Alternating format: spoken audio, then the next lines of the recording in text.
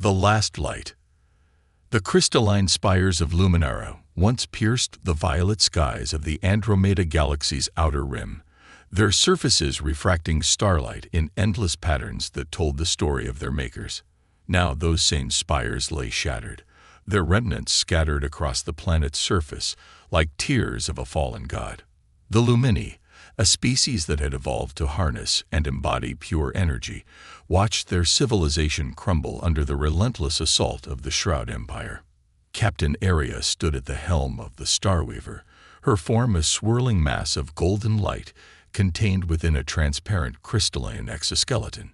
The ship's bridge hummed with the collective energy signatures of her crew, each one a testament to their species' desperate bid for survival. Of the billions who once called Luminara home, only 50,000 remained, spread across their last surviving fleet of ships. Multiple shroud vessels detected at the edge of the system, reported Navigator Solaris, his usually bright blue energy signature pulsing with anxiety. They're using their quantum dampening fields again. Aria's light dimmed slightly. The Shroud Empire had emerged from the dark spaces between galaxies decades ago, bringing with them technology that seemed to defy the laws of physics itself. They fed on energy, all forms of it.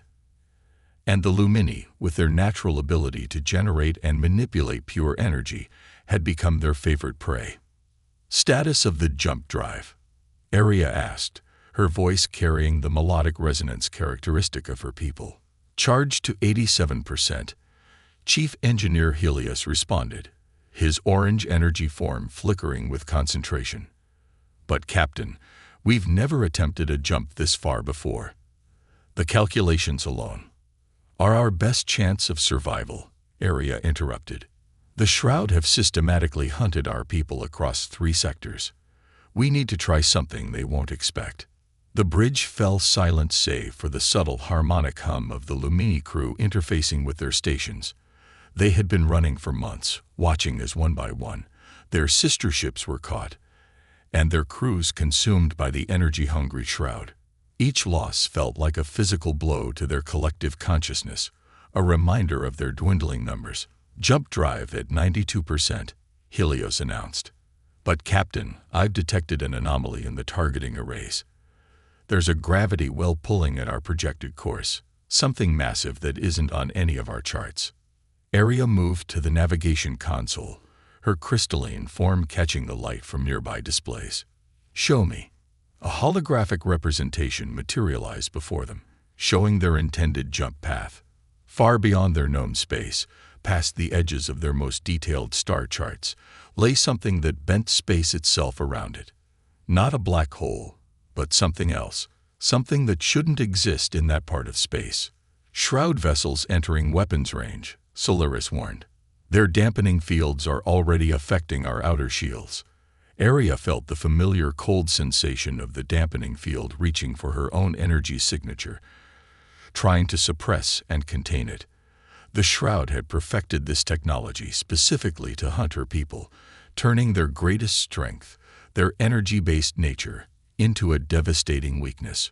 Helm, plot a course directly through that anomaly, she ordered, her decision made in an instant. Captain. Helios's energy flared with alarm. The gravitational forces could tear us apart.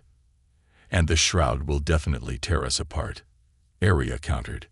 Sometimes survival means taking the unknown path over the certain end. All hands, prepare for emergency jump sequence. Throughout the ship, the remaining Lumini braced themselves. They had lost their homes, their culture, and most of their people. What they hadn't lost was hope. That desperate, dangerous emotion that had driven species across the cosmos to achieve the impossible. Jump drive at full capacity, Helios reported. Shroud vessels launching their first wave of dampening torpedoes. Aria's form brightened with determination. Plot jump coordinates through the center of the anomaly. Whatever lies beyond has to be better than extinction. She paused, addressing her crew with the formal tones of their ancient language. For Luminara, for our future, we jump. The Starweaver's engines flared to life, converting the raw energy of its Lumini crew into the massive power needed for faster-than-light travel. The ship lurched forward just as the first dampening torpedoes reached their position, their dark energy beginning to leach away at the vessel's shields. "Jump sequence initiated," Solaris announced, his voice steady despite the chaos around them. "Impact with anomaly in 5, 4, 3. Area watched as space itself seemed to bend and twist before them, the unknown phenomenon growing larger in their view screen. The last thing she saw before the jump engage was the furious pursuit of the shroud vessels, their dark forms a stark contrast to the shimmering beauty of the anomaly that might lead to their salvation or their doom.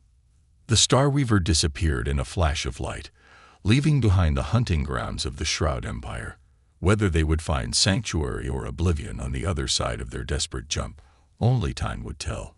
But for the first time in months, they had chosen their own path, taken their fate into their own hands. And somewhere, in the vast unknown that lay ahead, a small blue planet orbited its yellow star, its inhabitants completely unaware that they were about to become part of a story that would change the galaxy forever. First contact. Dr. Sarah Chen stood in the control room of the Arecibo radio telescope facility, her eyes fixed on the readings that had jolted her awake at 3 a.m. After 15 years of scanning the skies for signs of extraterrestrial intelligence, she had learned to distinguish between the usual cosmic background noise and something truly anomalous. This signal was definitely the latter. "Run it through the verification protocol again," she ordered her team, her voice steady despite the excitement threatening to overwhelm her professional demeanor. "And someone get me the latest data from our optical telescopes." "Dr. Chen," called out Marcus Rodriguez, her lead assistant, "you need to see this. The optical feeds are showing something. Well, you should just look." The main screen flickered to life, showing a real-time feed from their array of space monitoring telescopes.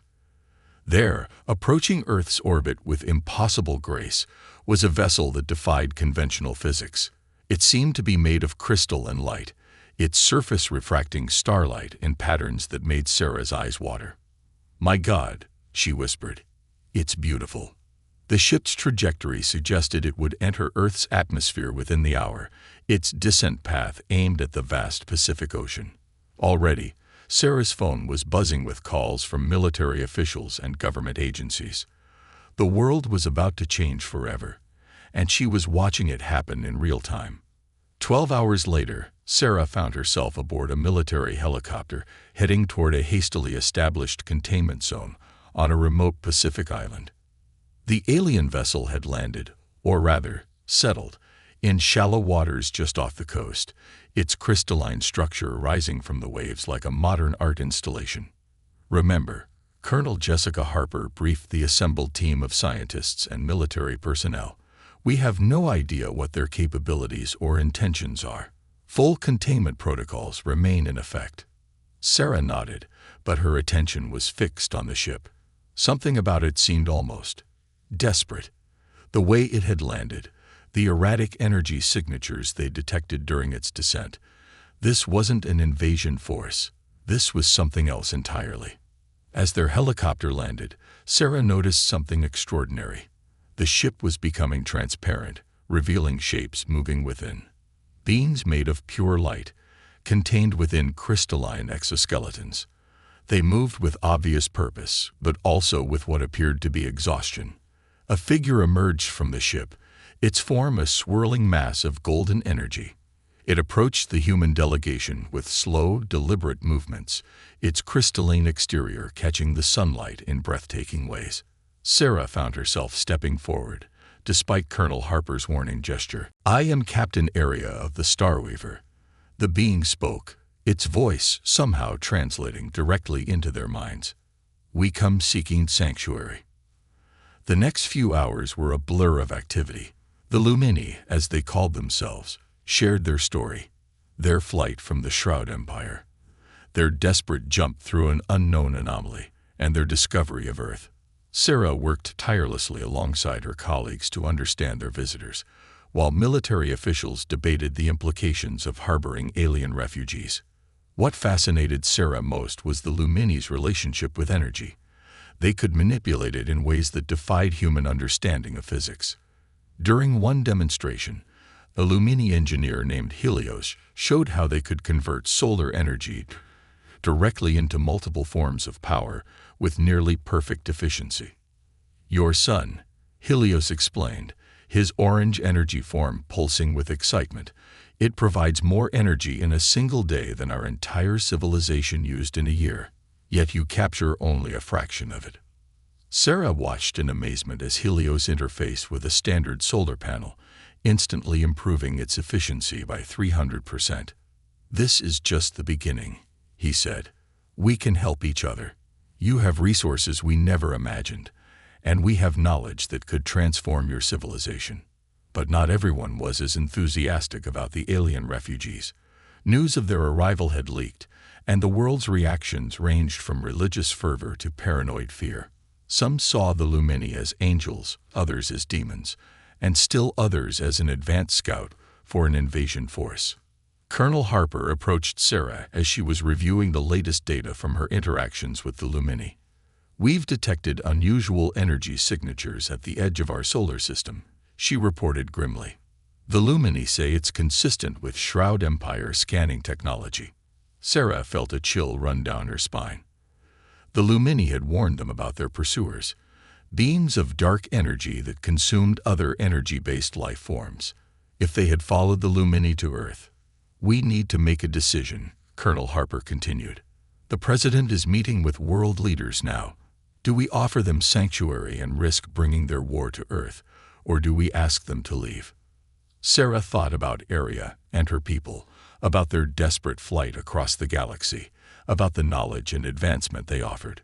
But more than that, she thought about what it meant to be human, to face impossible odds and still choose to help those in need. "Colonel," she said, her voice firm, "I believe we're about to find out what humanity is really capable of. Because if we turn them away, we're not just condemning them to death, we're betraying everything we claim to stand for." As if in response to her words, the Star Weaver began to glow with a soft, pulsing light. The Lumini were preparing something, their collective energy signatures harmonizing in a way Sarah's instruments had never detected before. Whatever was coming, Earth would face it with allies who understood the true meaning of survival. And in the vast darkness of space, the first Shroud vessels began their approach, their dark forms blocking out the stars themselves as they moved inexorably toward their prey. And the primitive planet that dared to shelter them, the art of defense. The underground facility beneath the Nevada desert hummed with activity. 3 months had passed since the Lumini's arrival, and humanity had not wasted a single day. In what would later be called the greatest technological collaboration in human history, scientists from every nation worked alongside their alien allies to prepare for the inevitable confrontation with the Shroud Empire. Dr. Sarah Chen stood before a massive holographic display, watching as her latest simulation played out. Beside her, Helios' orange energy form flickered with interest. On the other side, Lieutenant Commander James Rodriguez, Marcus's older brother and the military's lead tactical advisor, studied the data with intense focus. "The problem," Sarah explained, manipulating the hologram with practiced gestures, "isn't just that the Shroud's quantum dampening fields suppress energy. It's that they're designed specifically to target organized energy patterns, like the Lumini's biological signatures, which is why our weapons pass right through them." James added, his frustration evident. "They're not interested in crude kinetic energy or chemical explosions. They've evolved beyond that." Helios pulsed thoughtfully. "Perhaps that's not a weakness, but an advantage. Your species has mastered forms of warfare that the Shroud consider beneath them. They'd forgotten the power of the primitive." Sarah's eyes lit up with sudden inspiration. "That's it. We're not thinking primitively enough." She rushed to a nearby workstation, her fingers flying over the holographic keyboard. The Shroud's dampening fields work by imposing order on energy patterns, forcing them into a state where they can be absorbed and consumed. But what if we deliberately introduced chaos? The simulation changed, showing a new weapon design. At its core was a modified version of the Lumini's energy manipulation technology, but surrounding it was an array of what appeared to be deliberately inefficient human technology.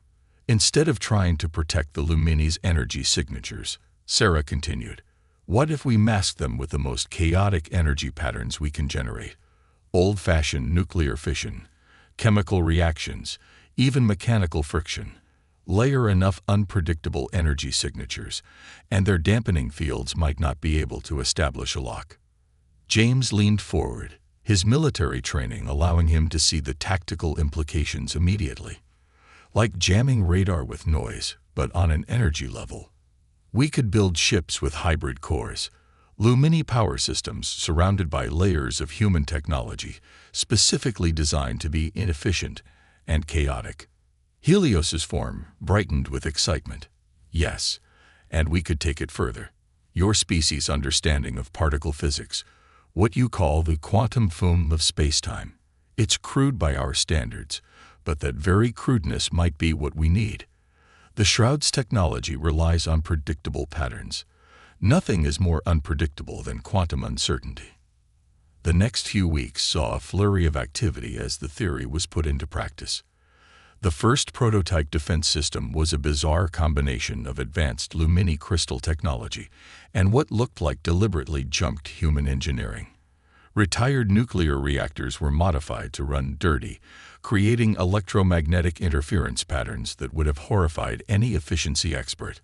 Old combustion engines were adapted to generate specific frequencies of vibration that resonated with the quantum foam of spacetime itself. Captain Aria visited the facility regularly, her golden form radiating approval as she watched humans and Lumini working side by side. Your species continues to surprise us, she told Sarah during one such visit. We thought we had reached the pinnacle of energy manipulation, but you show us that there is wisdom in imperfection. The first test of their hybrid defense system came sooner than expected. A Shroud scout ship, smaller than their massive warships but still larger than anything humanity had built, appeared at the edge of the solar system. Instead of the usual hit-and-run tactics the Shroud preferred, this vessel moved with deliberate purpose, clearly intending to test Earth's defenses.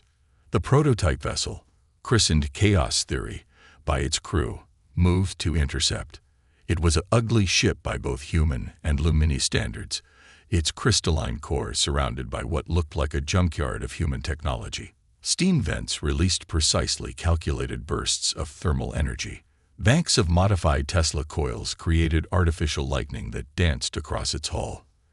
At its heart, a team of Lumini engineers worked in concert with human operators, ready to channel their energy through the chaotic matrix they had created. The Shroud vessel launched its dampening field, the dark energy reaching out like tentacles of void. Everyone watched as the field approached the Chaos Theory, ready to suppress and consume any energy signatures it encountered. But instead of the usual immediate effect, something unexpected happened. The field wavered, unable to establish a lock on the ship's energy patterns. The deliberate chaos of human technology created a screen of noise that the Shroud's precise instruments couldn't penetrate. When they adjusted their field to compensate, the Lumini engineers changed the patterns of their energy emissions, staying one step ahead of the Shroud's attempts to predict and contain them. For the first time in recorded history, a Shroud attack had failed. The scout ship retreated, but everyone knew this was just the beginning. The Shroud Empire would not take this defeat lightly. They would analyze, adapt, and return in force. But humanity and the Lumini had proven something crucial. The hunter could become the hunted. In the facility's main control room, Sarah watched the victory celebrations with mixed emotions. They had won a skirmish, but the real war was just beginning. The Shroud would return with new tactics, forcing them to innovate again and again. Yet as she looked around at the faces of her human colleagues and the glowing forms of their Lumini allies, she felt a surge of hope. Humanity had spent its existence learning to survive against overwhelming odds. Now, they would teach that art to their new allies, combining the wisdom of the stars with the stubborn resilience of Earth. Together, they would show the galaxy that sometimes the most primitive solution was also the most powerful. And in the depths of space, The retreating Shroud Scout carried back a message that would send shockwaves through their empire. They had finally encountered a prey that refused to be hunted. Counterstrike. General Jessica Harper, promoted in the wake of humanity's first successful defense against the Shroud, stood before the United Earth Defense Council, her posture rigid as she delivered news that would change the course of the war. Behind her, a holographic display showed the positions of Shroud Empire vessels across the galaxy, their dark signatures spreading like a cancer through the stars.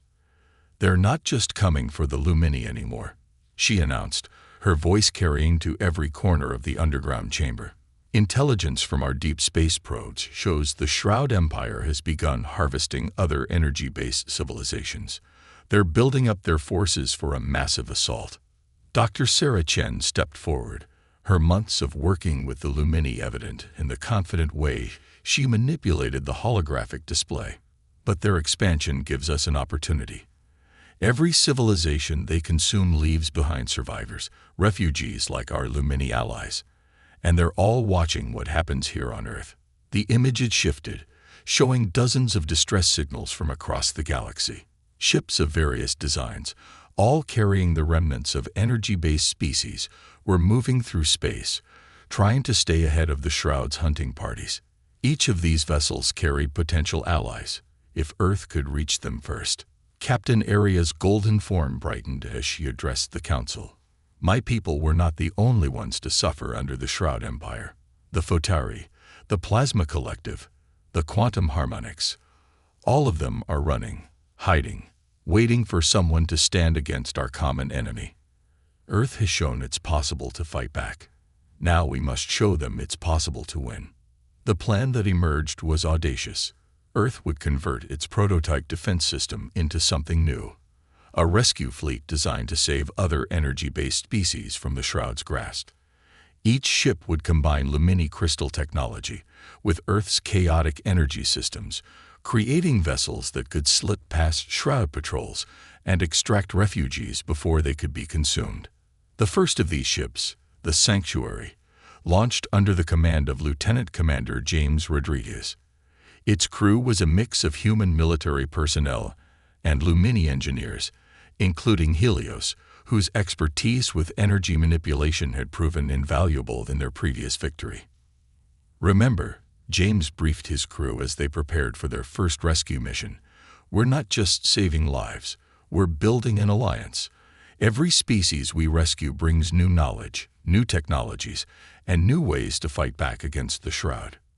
Their first target was a group of Photari refugees, beings of pure light like the Lumini, but specialized in manipulating visible spectrum energy. Their ship had been cornered in a dust cloud at the edge of the Orion Arm, with Shroud vessels closing in from all directions. The Sanctuary dropped out of FTL travel in a burst of carefully calculated chaos, its human-made systems creating a storm of interference that confused the Shroud's sensors. As the massive dark ships turned to face this new threat, James ordered the implementation of their latest innovation, what the engineering team had dubbed the Solar Flare Protocol. The ship's hybrid core roared to life, with human nuclear reactors channeling their energy through Lumini crystals in a deliberately unstable pattern. The result was a massive burst of multispectrum radiation that acted like a flashbang grenade on a cosmic scale. The Shroud vessels, their sensitive energy detection systems overwhelmed, reeled back from the assault. In the confusion, the Sanctuary reached the Photari vessel, extending crystalline docking tubes that pulsed with reassuring light. The refugees, their forms flickering with exhaustion and fear, transferred quickly aboard. Each one carried with them knowledge that could help in the fight against their common enemy. But the Shroud Empire was adapting. As the Sanctuary prepared to jump back to Earth, the enemy vessels began generating new forms of dampening fields, designed to cut through the chaos of human technology. It was only through the combined efforts of the human crew's quick thinking and the Lumini engineers' energy manipulation that they managed to break free and escape. The rescue mission was a success, but it had revealed a crucial truth. They couldn't keep playing defense forever. Each encounter with the Shroud taught their enemy more about Earth's tactics. They needed to strike back before the Shroud could fully adapt. Back on Earth, the Foteri refugees brought with them invaluable insights into Shroud technology. Their specialty in light manipulation allowed them to detect weaknesses in the Shroud's dark energy fields that neither humans nor Lumini had noticed before. Working together, the three species began developing weapons that could actually harm the seemingly invincible enemy. Dr. Chen led the research effort, combining Foteri light manipulation, Lumini energy control, and human particle physics into something entirely new. The result was a weapon that didn't just penetrate Shroud defenses, it turned their own dark energy against them. The Shroud Empire has spent millennia perfecting the art of consuming energy, she explained to the Defense Council. They've become so specialized that they can't handle sudden changes in the energy patterns they absorb. If we can force them to take in more chaotic energy than they can process. The implications were clear. Earth wasn't just fighting for survival anymore. They were preparing to take the war to the enemy. The refugee rescue missions continued, each success bringing new allies, new technologies, and new hope to their cause. General Harper stood at the window of her command center, watching as ships from a dozen different species moved through Earth's orbit. Each one bore the scars of running from the Shroud, but also the determination to fight back. Humanity had given them something they'd never had before, a chance to stand their ground. The Shroud Empire thought they were the ultimate predators, she mused to Captain Aria, who stood beside her. They forgot that sometimes the prey evolves. And humanity, we've been evolving to face impossible odds since we first looked up at the stars. The golden light of Aria's form pulsed in agreement. Your species has taught us that true strength isn't about perfect efficiency or overwhelming power. It's about adaptation, innovation, and the courage to keep fighting when all seems lost. As if to emphasize her words, a new alert came in. The Shroud Empire had begun moving its main fleet toward Earth. The final battle was approaching, and it would determine not just the fate of humanity and their allies, but the future of the galaxy itself. A new dawn. The Sol system had become an impossible sight. Thousands of ships from dozens of civilizations filled Earth's orbit, their diverse forms creating a spectacular display of light and crystal against the backdrop of space. At the heart of this assembled fleet, the latest generation of Earth's hybrid vessels stood ready. Ugly, chaotic, and more powerful than anything the galaxy had ever seen. The command center beneath Nevada had been expanded into a vast underground complex where representatives from every allied species worked together. Dr. Sarah Chen stood at the main strategic display, surrounded by beings of pure energy in various colors and forms. Each one represented a civilization that had nearly been consumed by the Shroud Empire. Now, they were about to make their final stand. The Shroud fleet will arrive in less than 6 hours, General Harper announced to the assembled leaders. Over 10,000 ships, the largest concentration of their forces ever recorded. Captain Aria's golden form pulsed with determination. They mean to end this quickly. Our success has made us too great a threat to their dominion. Good, James Rodriguez said from his command chair aboard the flagship Defiance. Let them come with everything they have. It saves us the trouble of hunting them down later. The Allied fleet had been positioned according to a strategy that would have seemed insane just a year ago. The energy-based species, rather than hiding from the Shroud's dampening fields, were deliberately positioning themselves as targets. Around them, Earth's hybrid ships waited, their chaotic energy signatures creating a web of quantum interference that would force the Shroud to fight on their terms. Sarah's latest innovation was about to face its ultimate test. Working with Helios and scientists from a dozen different species, she had developed what they call the entropy cascade, a weapon that turned the Shroud's greatest strength into a fatal weakness. Remember, she broadcast to the fleet, the entropy cascade needs time to build up. When we give the signal, every ship needs to activate their chaos drives at precisely the same moment. The quantum resonance has to be perfect. The weight was excruciating. Throughout the fleet, Humans worked alongside their alien allies, making final adjustments to their systems. The Lumini and Photeri fine-tuned their energy signatures. The Plasma Collective charged their revolutionary power cores. Even the recently rescued quantum harmonics contributed, their ability to manipulate probability itself adding another layer to humanity's chaotic defense strategy. When the Shroud fleet arrived, it was like watching a piece of space itself come alive. Their ships were darkness given form, moving with the inevitable grace of predators who had never known defeat. They launched their attack immediately, thousands of dampening fields reaching out to suppress and consume the energy-based beings they had hunted for so long. But this time, their prey was ready. The first wave of hybrid ships activated their chaos drives, creating a storm of unpredictable energy patterns that confused and disrupted the Shroud's precise targeting systems. Behind them, the energy beings began to pulse in complex patterns, adding their own calculated interference to the mix. The Shroud fleet pressed forward, adapting as they always had. Their dampening fields began to compensate for the chaos, slowly but surely pushing through the defenders' lines. But this was exactly what the Alliance had planned for. All ships, execute entropy cascade. General Harper's order rang through the fleet. Every vessel, from the smallest human hybrid scout to the largest Lumini crystal ship, activated their special modifications simultaneously. The chaos drives didn't just create random energy patterns. They generated specifically calculated quantum fluctuations that resonated with each other, building into a cascade of entropy that spread across space itself. The Shroud ships, designed to absorb and process energy in precise, controlled ways, suddenly found themselves forcing to consume patterns of energy that defied their fundamental nature. It was like trying to drink from a fire hose that was spraying in every direction at once. The effect was devastating. The first Shroud vessels began to break apart, their dark energy containment systems overloading as they tried to process the impossible patterns being forced into them. Others attempted to retreat, only to find themselves caught in the quantum wake of their own disintegrating fleet. But the battle was far from over. The Shroud Empire had not conquered half the galaxy by giving up easily. Their flagship, a vessel larger than Earth's moon, pushed through the chaos, its advanced systems adapting faster than the smaller ships. It launched a new weapon, concentrated beams of pure void that began to eat away at the Allied fleet's formations.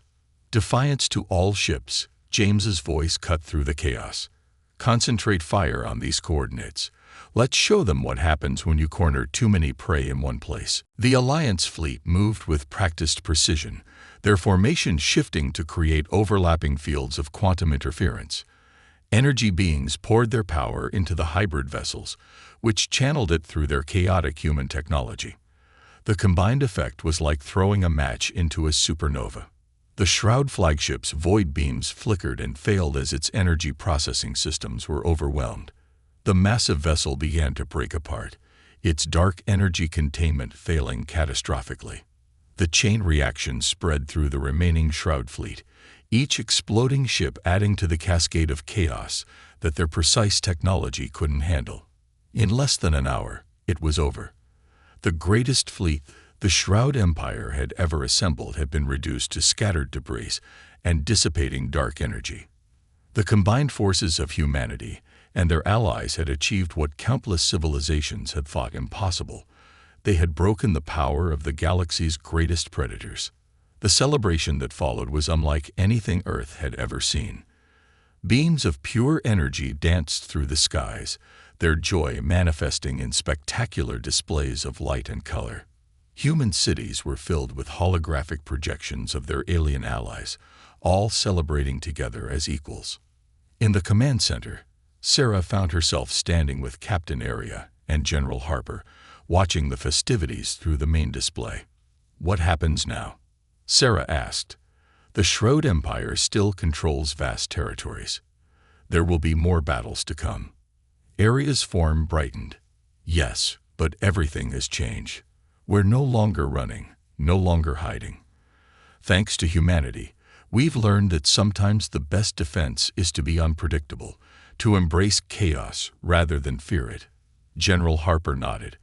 And we've learned that true strength comes not from overwhelming power, but from working together, combining our different approaches in ways no one expected. The display shifted to show ships already departing Earth's orbit, not in fear this time, but with purpose. They carried representatives of the new alliance, seeking out other civilizations that had suffered under the Shroud's reign. Earth had become more than just a sanctuary. It was now the heart of a movement that would reshape the galaxy. The Shroud Empire thought they were the ultimate evolution of life in the galaxy, Sarah mused. They never considered that their prey might evolve too, might find strength in the very chaos they despised. As the sun rose over Earth, its light reflected off the crystalline ships in orbit, creating a dazzling display of color and energy. It was a new dawn, not just for humanity, but for all the species who had found hope in their unlikely alliance.